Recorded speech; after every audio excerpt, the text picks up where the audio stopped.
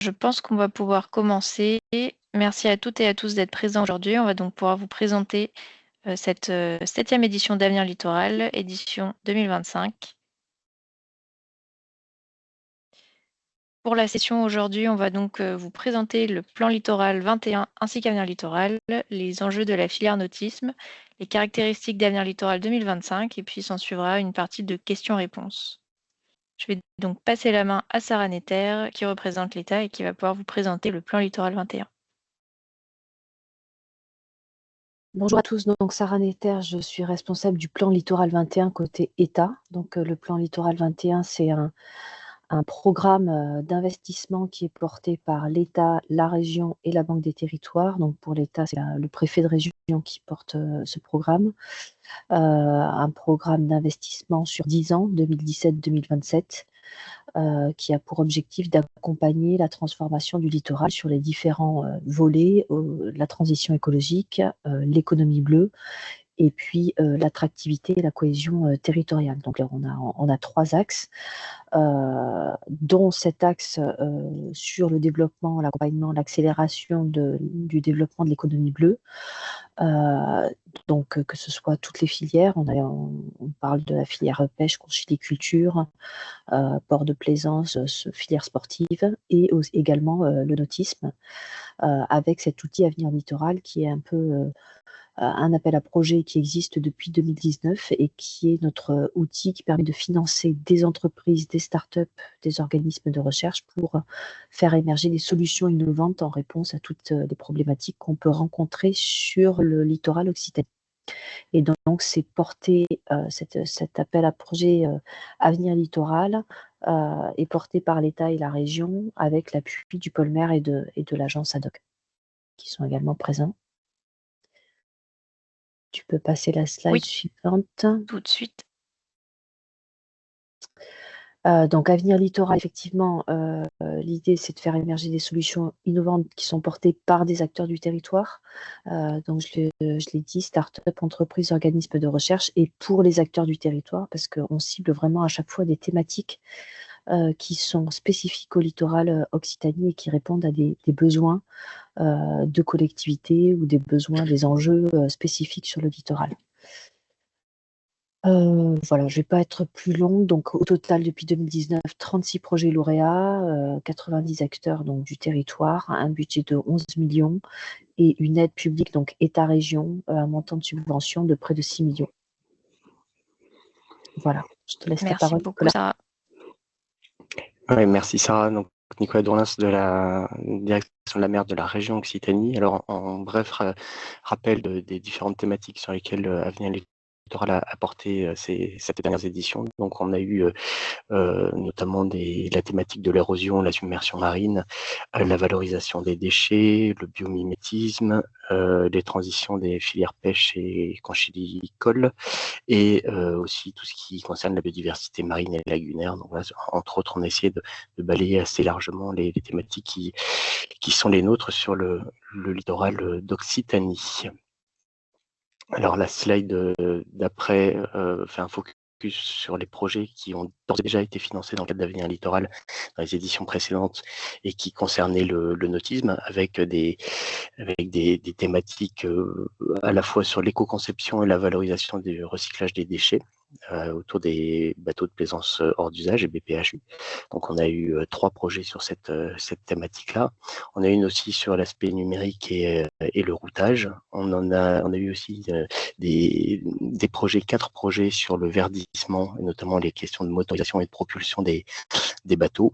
Et enfin, sur la question du tourisme résilient, on a eu aussi des projets autour des recycleries nautiques et de bases nautiques vertes, on va dire ça comme ça. Donc, on a un catalogue qui recense les 36 projets lauréats qui est disponible sur le site de la région, de la préfecture, du pôle mer et d'ADOC. Je vais peut-être passer la parole, la démarche du contrat de filière. On est effectivement aujourd'hui dans le cadre de l'application, la mise en œuvre du contrat de filière industrie-services nautiques qui a été signé l'an dernier entre la Fédération des industries nautiques, l'État et la région, qui donne un peu la feuille de route de ce qu'on attend et de ce qu'attendent les professionnels, les acteurs du nautisme en région Occitanie, parce qu'on est une région nautique d'importance, puisqu'on a 4 grands chantiers, on a aussi des salons, 4 grands salons qui sont sur la région. Alors même si en termes de conjoncture, on a une sortie de crise qui a été assez positive, on a aujourd'hui un ralentissement sur certains segments, donc il faut voir aussi comment on travaille sur cette question-là. Et donc cette démarche du contrat de filière qui a été initiée l'an dernier a l'objectif de mettre en avant des solutions portées par les entreprises, les acteurs d'Occitanie pour atteindre ces enjeux. Et ces enjeux, on les retrouve notamment dans l'axe 1 de ce contrat de filière qui est autour de la transition environnementale, qui propose finalement quatre items sur lesquels on a aussi basé l'outil Avenir Littoral de cette année, qui est dans l'accompagnement des entreprises industrielles et de services dans la transition, la réduction de l'impact environnemental des produits et des services nautiques, et également la réduction de l'impact généré par les activités, à travers notamment tout ce qui est réemploi, recyclage des constructions de bateaux, on en a déjà pas mal parlé, et puis aussi un point important qui est l'accompagnement d'une pratique nautique plus vertueuse et plus respectueuse de l'environnement. Et donc finalement, Avenir Littoral aujourd'hui, on est là pour faire en sorte que ces projets puissent aboutir en réponse à ces enjeux du contrat de filière. Donc je passe maintenant la parole à Guillaume Arnaud Deslions, qui est le délégué général adjoint de la Fédération des industries nautiques, pour présenter le marché de la plaisance et les enjeux. Guillaume. Merci Nicolas, merci pour votre invitation. Bonjour à toutes et à tous. Donc Guillaume Arnaud Deslions, je suis délégué général adjoint de la FIN et j'ai notamment en charge tous les aspects transition écologique et RSE au niveau de la Fédération des industries nautiques. Donc évidemment, les thématiques de cet appel à projet Avenir Littoral nous résonnent fortement à nos oreilles par rapport à tous les travaux que nous menons. Je propose de passer à la slide suivante, une photographie rapide au niveau global, au niveau national de la filière. Donc quand on parle de nous, filière nautique, c'est vraiment la partie industrie, distribution, service. Donc aujourd'hui, c'est un peu plus de 6300 entreprises en France qui génèrent un chiffre d'affaires de pratiquement 6 milliards d'euros. Au niveau de la production des bateaux de plaisance, sur la dernière période considérée, c'est un petit peu moins de 14 500 bateaux produits en France, avec une particularité, c'est que nous sommes une industrie très exportatrice, puisque pratiquement 80% de la production française est exportée à travers le monde, principalement sur les marchés européens et nord-américains. La filière aujourd'hui représente un petit peu moins de 43 000 emplois directs. Et quand on prend en compte l'ensemble également des emplois indirects directement liés à l'activité de nos entreprises, au niveau national, on a atteint à peu près 120 000 emplois directs et indirects. La filière nautique, elle est importante en France parce que nous sommes leaders dans beaucoup de domaines. Nous sommes le premier constructeur mondial de bateaux à voile monocoque, de bateaux multicoques, et avec des acteurs de premier rang en Occitanie notamment. Nous sommes le 4e producteur mondial de bateaux à moteur. Et enfin, il ne faut pas oublier la pratique et notamment la location, puisque nous sommes le premier pays européen en termes de location de bateaux. Sur la slide suivante, on voit, pour vous donner un petit peu d'historique, sur les 20 dernières années, comment a évolué l'activité de l'industrie nautique française. Vous avez ici un schéma avec en bleu l'évolution du chiffre d'affaires année par année, donc de la production française. Et puis en rouge, ce qui est assez intéressant, la courbe en rouge qui est le taux d'export, l'évolution du taux d'export. Et vous voyez qu'en 20 ans, on est passé de 380 millions d'euros de chiffre d'affaires à pratiquement 2 milliards. En tout cas, on a dépassé les 2 milliards l'année dernière. S'il y a un ralentissement cette année, mais vous voyez qu'on est encore à des niveaux très hauts, puisqu'on est de mémoire 1 milliard 809 millions d'euros. Donc, vous voyez une progression quand même très importante. On voit évidemment sur cette courbe, je ne vais pas rentrer dans le détail, mais les effets de la crise de 2008. On voit la remontée progressive très forte, l'effet Covid avec le ralentissement, puis une période post-Covid extrêmement dynamique et finalement un recalage sur la dernière année parce qu'il y avait une sorte de bulle. Et sur cette période-là, eh bien, le taux d'export est passé d'un petit peu moins de 40% à 80%. Donc, on voit vraiment que l'innovation et l'export sont les deux moteurs importants de notre filière. Un petit focus sur le slide suivant, plus particulièrement, parce que ça concerne quand même aussi beaucoup l'Occitanie, sur le marché des multicoques habitables. Et on voit que là, la progression est encore plus forte, puisque vous voyez qu'on on a dépassé l'année dernière le milliard d'euros de chiffre d'affaires sur la production française uniquement de bateaux multicoques, dont Nicolas l'a souligné tout à l'heure, nous avons des acteurs et des leaders importants en Occitanie. Et bon, voilà, vous avez en nombre d'unités et en chiffre d'affaires sur cette courbe, mais c'est pour montrer que la tendance, elle est encore plus forte sur ce segment des multicoques. On peut passer à la slide suivante, et qui est la dernière. Évidemment, dans les enjeux de la filière, il y a des enjeux importants au niveau RH, de renouvellement, pour attirer des talents, pour renouveler l'ensemble renouveler les compétences, parce qu'on a des départs en retraite, on a une pyramide des âges qui évolue. Donc, il y a un gros enjeu emploi-formation, bien évidemment, qui fait partie du contrat de filière. Mais on a également, dans le contrat de filière, tout un axe sur la transition écologique de la filière. Et depuis, je dirais, une dizaine d'années, c'est devenu pour la Fédération des industries nautiques le sujet majeur sur lequel on mobilise le plus de moyens. Donc, ça a été cité tout à l'heure, depuis 2009, vous savez qu'il y a une filière de responsabilité élargie des producteurs pour la fin de vie des bateaux. Donc aujourd'hui, à travers l'éco-organisme APER, qui a été mis en place par la FIN, aujourd'hui, c'est plus de 13 000 bateaux qui ont déjà été récupérés, traités, déconstruits, valorisés à travers un réseau de 35 centres de déconstruction. On a besoin de continuer à pousser cette filière au niveau des territoires pour la faire monter en puissance avec des nouveaux centres, avec des actions collectives pour aller chercher et faire des campagnes sur des bateaux abandonnés notamment. Et donc là, il y a vraiment des synergies importantes à avoir au niveau territorial. Deuxième axe très important aujourd'hui sur ce sujet transition écologique, c'est qu'on a lancé en 2023 au niveau français un travail pour établir la méthodologie et les outils pour faire de l'analyse de cycle de vie des bateaux de plaisance. Je ne vais pas rentrer dans le détail, mais cette initiative qui a été lancée en 2023 par la France et les grands chantiers français, dont des chantiers de la région, a été portée au niveau européen en 2024. Porté aujourd'hui par 9 fédérations nationales européennes, par les 20 plus gros chantiers européens. Et sur 2025, on rentre dans une phase mondiale du projet, puisque, y compris les Américains, qui pèsent très lourd au niveau mondial sur l'industrie nautique, ont décidé de rejoindre le projet. Donc, on est en train de mettre en place vraiment la norme internationale utilisée par tout le monde pour pouvoir mesurer concrètement, scientifiquement, la performance environnementale des bateaux, et c'est un projet hyper structurant et très, très important pour nous.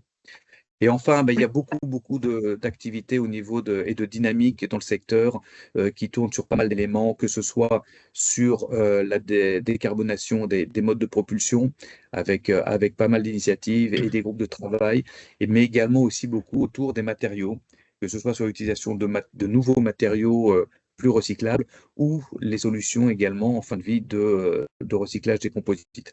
Donc tout ça pour dire que toutes ces thématiques-là, que je décline pas plus dans le détail, mais qui couvrent beaucoup de champs, elles sont vraiment en lien très direct avec le sujet que vous évoquez aujourd'hui et avec cet appel à projet. Donc nous sommes extrêmement intéressés, extrêmement attentifs à la façon dont il va pouvoir se déployer en 2025.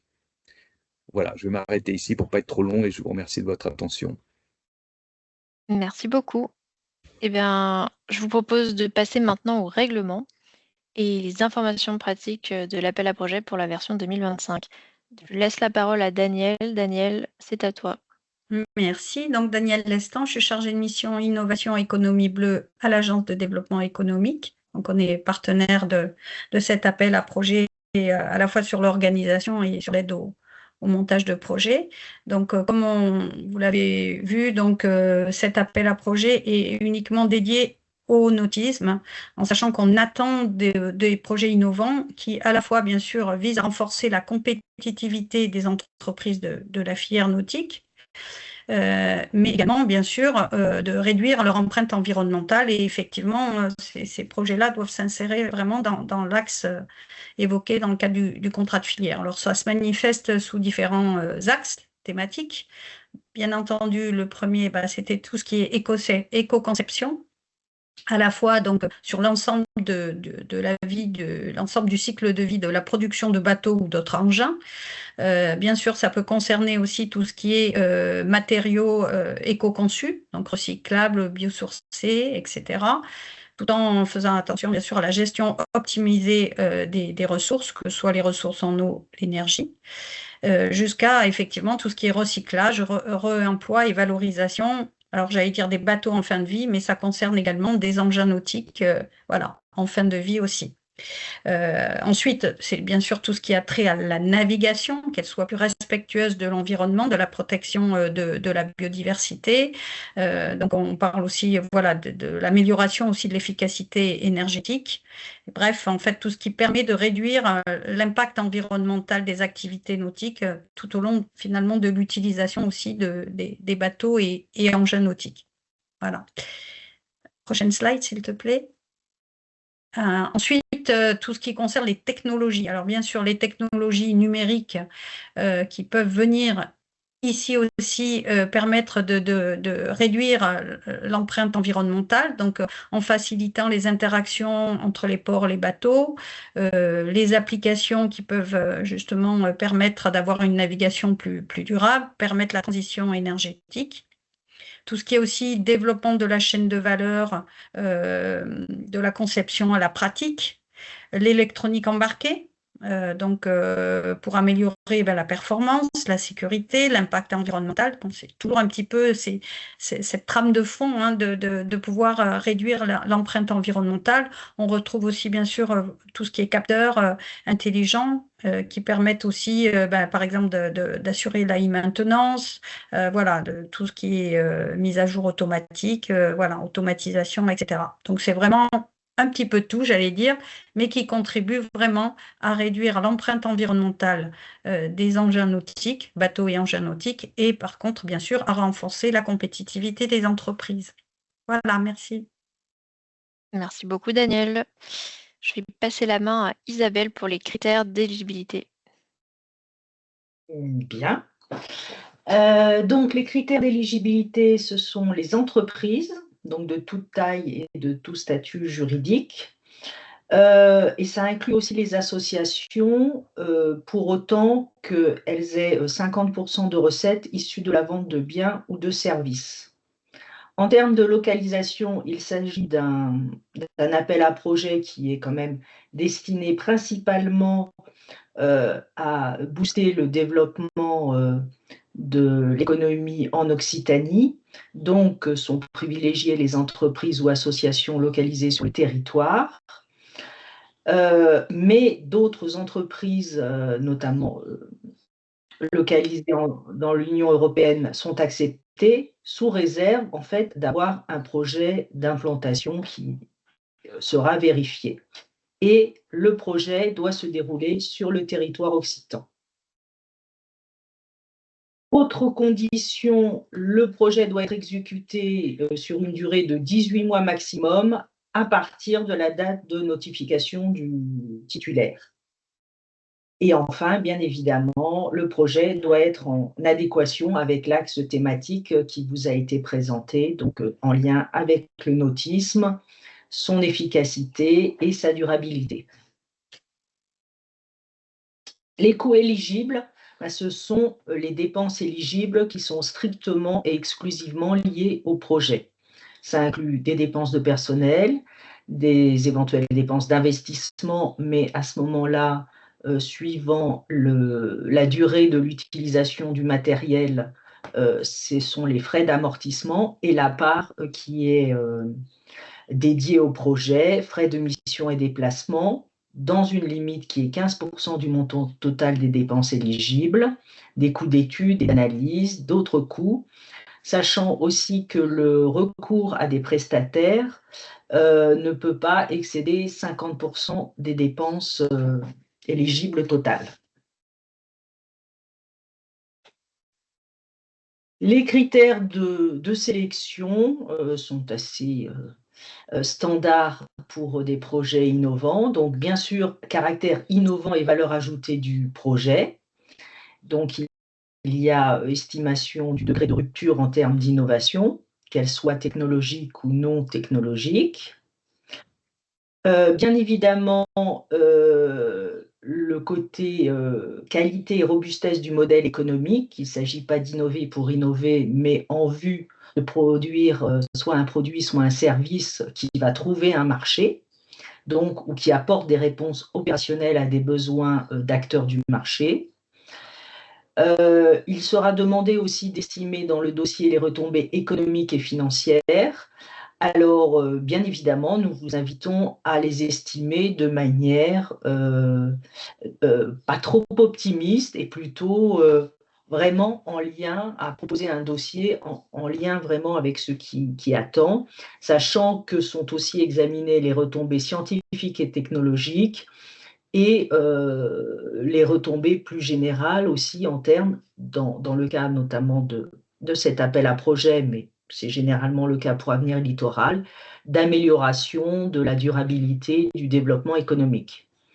Donc voilà, pas besoin de mettre des estimations un peu hasardeuses en termes de création d'emplois. Il faut veiller à tous les aspects du dossier.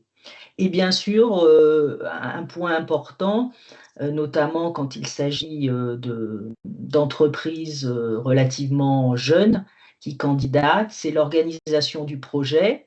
Donc, si vous candidatez en consortium, c'est-à-dire en groupement avec d'autres structures, ben c'est la qualité du groupement en termes de complémentarité des compétences, et la capacité aussi du porteur et de son consortium éventuel à mener à bien le projet, en termes financiers, en termes opérationnels, en termes de temps et capacité. Et bien sûr, l'organisation du projet en termes de budget et planning. Donc là aussi, on vous rappelle, ce doit être un projet qui rentre dans une durée totale, une fois que vous êtes notifié, de 18 mois. Il y a le critère d'éco-conditionnalité qui est renforcé ici, donc pertinence du projet par rapport aux enjeux écologiques et énergétiques, sociaux et éthiques. Voilà. Et puis ensuite, un critère global pour le comité de sélection qui est en fait l'appréciation globale, son caractère innovant, son intérêt pour le territoire et pour la filière nautique dans notre cas. Merci beaucoup Isabelle. Je vais continuer avec le financement, du coup. Alors, pour le financement de cet appel à projet Avenir Littoral, en fait, on attend différentes sortes de projets. Le dispositif Avenir Littoral, donc, qui est cofinancé par l'État et la région, cette année va être dédié à vraiment à l'aider à l'amorçage de projets, au démarrage de projets, et donc vise une assiette qui n'est pas prise en compte dans le cadre de France 2030 régionalisée, donc une assiette éligible du projet entre 36 000 et 166 000 euros de dépenses éligibles, sachant que le montant de subvention, compte tenu des taux que vous voyez en dessous, est compris entre 20 000 euros et 75 000 euros. Alors là, je crois qu'il y a une petite erreur dans l'exemple, mais vous voyez en dessous le tableau qui lui est bon. Voilà les taux maximums. Alors, on précise bien, ce sont des taux maximums. Il vous faut évaluer le caractère plus ou moins innovant et de développement, le stade de développement de votre projet, en fonction notamment, par exemple, des taux RDI qui sont disponibles et qui s'appliquent aux projets d'innovation généralement. Là, ils ont été, ces taux, un peu boostés, notamment pour les petites entreprises de moins de 3 ans. Donc, vous voyez qu'en projet individuel, cela peut monter jusqu'à 70% pour de la recherche industrielle et de l'étude de faisabilité, principalement de l'étude de faisabilité. Et c'est déjà 50% maximum, toujours en développement expérimental. Donc, vous avez les taux. Vous voyez bien évidemment, mais c'est le cas sur tous les appels à projets, que l'aide accordée aux startups ou aux petites entreprises est bien évidemment supérieure à celle dédiée aux grandes entreprises. Et il y a un bonus de 10% pour les projets collaboratifs. Sachant que dans le cadre d'un projet collaboratif, s'il y a une grande entreprise, le projet doit être porté par une PME. Voilà ce qu'on peut dire. On pourra répondre à vos questions ensuite. Donc, c'est à vous d'estimer le taux auquel peut normalement prétendre votre projet au vu du stade de développement, de maturation technologique. Et si éventuellement il y a un décalage important entre le taux sur lequel vous vous êtes basé pour votre demande et celui qui, en fait, après analyse du dossier, s'applique, les candidats porteurs dont le dossier est intéressant sont recontactés pour les prévenir éventuellement du fait que le taux qu'ils ont annoncé ne peut pas s'appliquer, leur indiquer quel serait le taux d'aide dans leur cas. Voilà. Merci beaucoup Isabelle. Sarah, il me semble que tu souhaitais intervenir.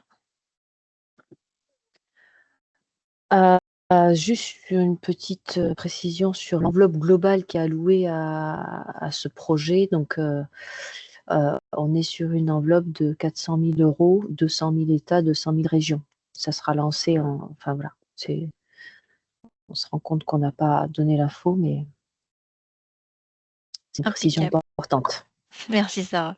Ça sera notifié de toute façon dans les documents. Alors, on va passer à la dernière étape qui est le processus de candidature. Donc, vous allez pouvoir aller chercher votre dossier de candidature à l'ouverture de la plateforme qui sera le 26 mai à 14 h. Et donc, vous aurez à ce compte jusqu'au 11 juillet midi pour déposer votre dossier. Pour déposer votre dossier, c'est assez simple. Donc, vous allez sur la plateforme qui est notifiée ici. Vous pouvez télécharger le dossier, le compléter et le redéposer sur la même plateforme. Donc, je rappelle les deadlines sur ce calendrier. Donc, ouverture de la plateforme le 26 mai. Vous avez jusqu'au 11 juillet pour compléter votre dossier et le mettre sur la plateforme. Et ensuite, les premières semaines de septembre seront consacrées aux auditions éventuelles avec une annonce des lauréats en automne 2025. N'hésitez pas si vous avez la moindre question, mais en tout cas, ce sont le calendrier pour cette année. Et je vais donc maintenant laisser la parole à Manon Pedroni pour nous présenter les dispositifs complémentaires à Avenir Littoral cette année. Oui, bonjour à tous. Donc Manon Pedroni, je suis la directrice adjointe en charge de l'innovation au pôle mer Méditerranée. Donc, on vous a présenté le dispositif Avenir Littoral qui sera lancé donc d'ici peu. Mais vous pouvez dès maintenant commencer à constituer vos consortiums et à travailler sur vos projets. Donc, l'agence ADOC, bien sûr, Daniel Lestan et Jean-Daniel Loiret et l'équipe du pôle mer, on se tiendra à votre disposition pour vous accompagner dans la structuration de vos projets. Là, on vous donne une information qui vient en complément donc, de ce qui vous a été présenté sur les projets attendus sur Avenir Littoral. Donc, ce sera pour des projets d'un montant supérieur à ce qui a été décrit dans Avenir Littoral. Donc, il s'agit des appels à projets France 2030 régionalisés. Donc, France 2030, c'est un grand plan de l'État, un grand plan d'investissement pour investir dans l'innovation. Et donc, France 2030 régionalisée, c'est la déclinaison territoriale de France 2030. Donc, en région Occitanie, ce dispositif est piloté à parité entre l'État et la région Occitanie. Et il permet de financer différentes typologies de projets. donc à la fois des projets individuels d'innovation, mais aussi des projets collaboratifs.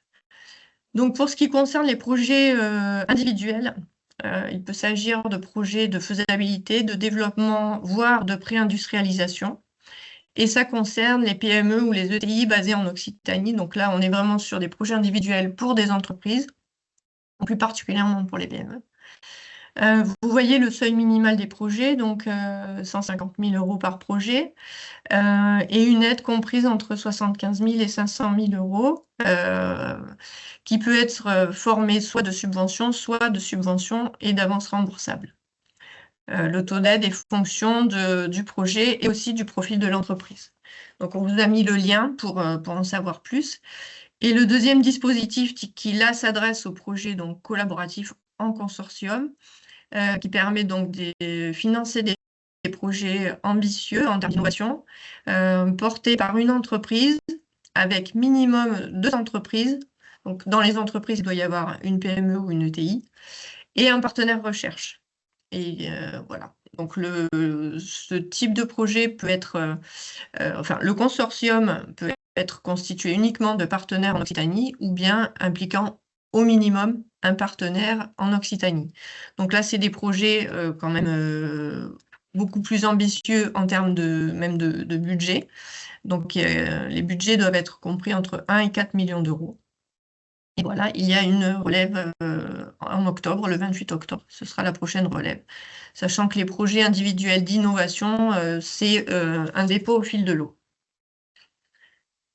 Voilà, donc n'hésitez pas à vous rapprocher de l'agence ADOC et du Polmer pour identifier le bon guichet, donc Avenir Littoral ou d'autres guichets qui sont en cours ou qui pourraient survenir. Merci.